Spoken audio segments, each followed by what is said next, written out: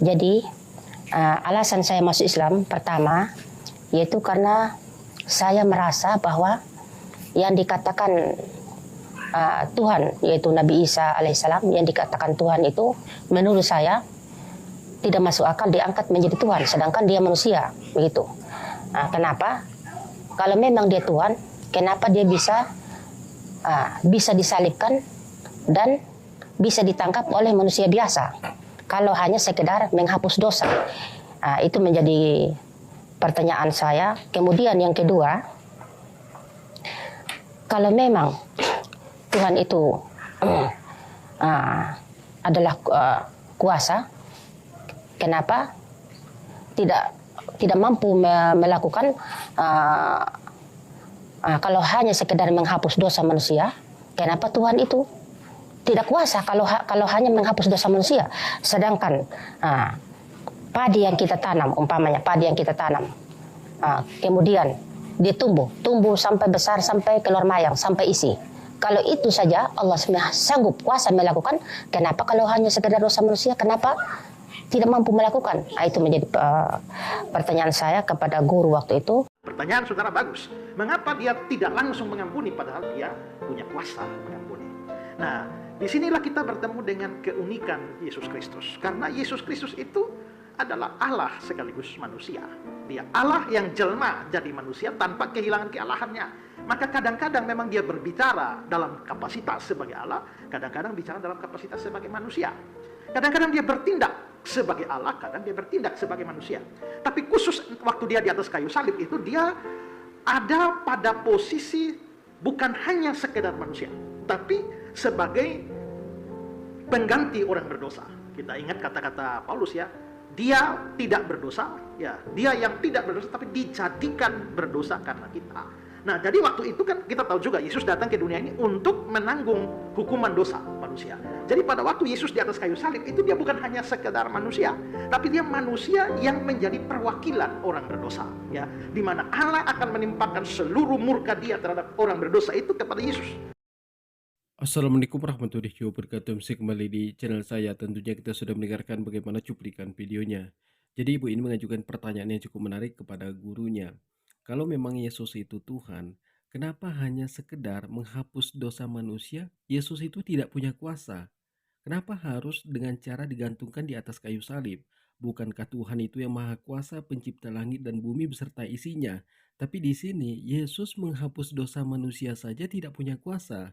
Kemudian di sini kita mendengarkan bagaimana penjelasan dari Pendeta Esra Soru bahwa Yesus itu Tuhan yang menjelma sebagai manusia untuk menebus dosa manusia dengan cara digantungkan di atas kayu salib. Kemudian Pendeta Esra Soru menambahkan bahwa Yesus itu perwakilan orang berdosa. Jadi kepada teman-teman di sini jangan kemana-mana dulu karena kita akan mendengarkan bagaimana penjelasan dari ibu ini kenapa bisa masuk agama Islam. Selamat menyaksikan.